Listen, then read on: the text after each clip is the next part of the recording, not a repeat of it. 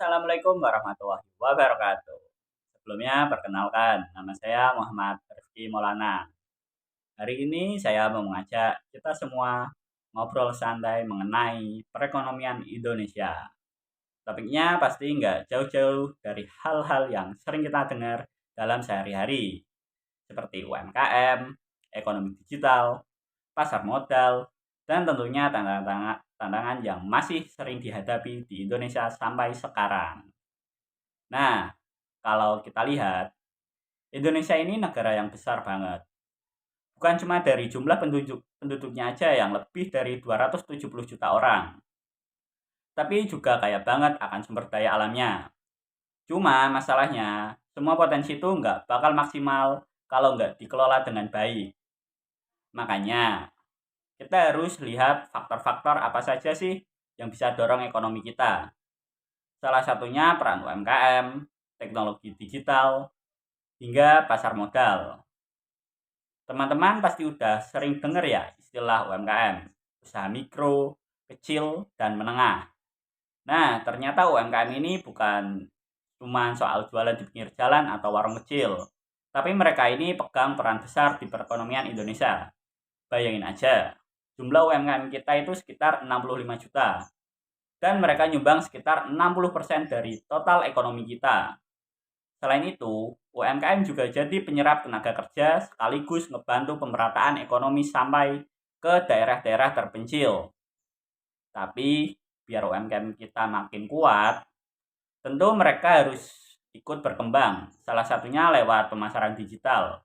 Sekarang zamannya udah serba online. Jadi, platform seperti Instagram, TikTok, Shopee, itu jadi senjata utama buat promosi. Nggak cuma itu, branding juga penting. Misal nama produk gampang diingat, logonya keren, dan kemasannya menarik. Dan jangan lupa inovasi produk juga harus terus jalan. Biar produk kita bisa bersaing. Apalagi tren sekarang kan lagi rame banget produk ramah lingkungan dan juga produk-produk lokal. Ngomongin soal digital, ekonomi digital di Indonesia juga lagi naik daun banget. Contohnya, ya kita semua pasti pernah pakai Shopee, Tokopedia, atau GoPay kan. Nah, itu semua bagian dari ekosistem ekonomi digital. Pemerintah juga dukung kok, kayak pembangunan jaringan internet. Bahkan sekarang kita udah mulai ke 5G. Tapi tetap aja masih ada PR, kayak akses internet yang belum merata dan rendahnya literasi digital di sebagian masyarakat. Nah, ini dia bagian yang sering jadi tantangan besar buat Indonesia.